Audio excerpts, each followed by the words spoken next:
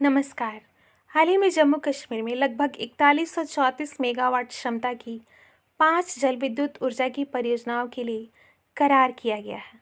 तो आज की इस वीडियो में हम जानेंगे इन जल विद्युत ऊर्जा की परियोजनाओं के बारे में और इनसे संबंधित समस्याओं के बारे में।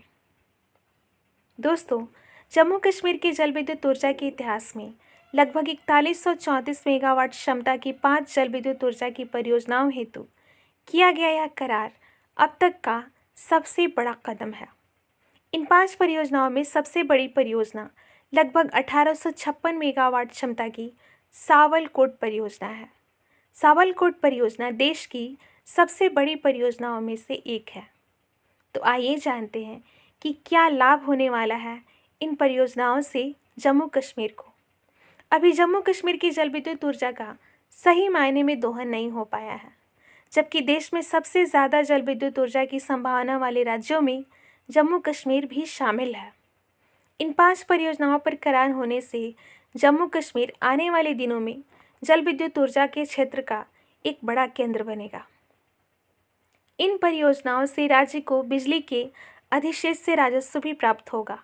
वहाँ के उद्योगों को पर्याप्त मात्रा में ऊर्जा आपूर्ति सुनिश्चित हो सकेगी, जिससे यहाँ तीव्र विकास होगा। इन परियोजनाओं से उत्पन्न होने वाली बिजली से ग्रिड स्थायित्व में भी मदद मिलेगी और बिजली की आपूर्ति में सुधार होगा। इन परियोजनाओं के निर्माणात्मक गतिविधियों से भारी संख्या में लोगों को प्रत्यक्ष या अप्रत्यक्ष रूप से रोजगार मिलेगा, जिससे राज्य के सामाजिक, आर्थिक या कई तरह के विकास में मदद मिलेगी। ये तो हो गया इस प्रस्तावित परियोजना से होने वाले लाभ। आइए जान लेते हैं अब एक बार जल विद्युत ऊर्जा के बारे में। जल विद्युत ऊर्जा। जल विद्युत ऊर्जा में जल की स्थितिज और गतिज ऊर्जा का इस्तेमाल करके बिजली उत्पन्न की जाती है।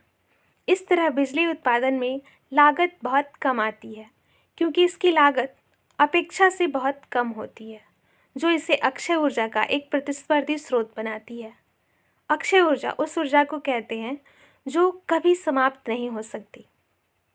दरअसल जल विद्युत संयंत्र में जल को एक बहुत ऊंचे स्तर पर इकट्ठा किया जाता है, फिर इस जल को पाइप के द्वारा निचले स्तर पर भेजा जाता है। इस गिरते हुए जल की सहायता से टरबाइनों को चलाया जाता है। इससे टरबाइन की यांत्रिक ऊर्जा विद्युत ऊर्जा में परिवर्तित होती है। अब इससे जुड़ी समस्याएं भी जान लेते हैं। जल विद्युत ऊर्जा के उत्पादन के लिए भारी मात्रा में जल को एकत्रित करने की आवश्यकता होती है, जिससे बांध का निर्माण करना पड़ता है।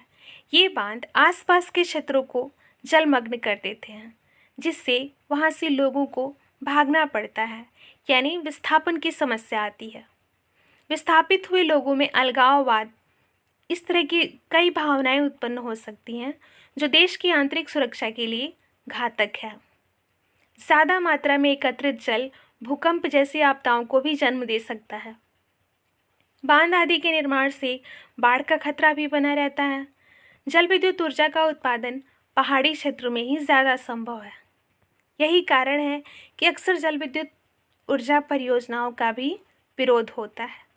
तो आज की इस वीडियो में बस इतना ही। मिलते हैं फिर अगले वीडियो में।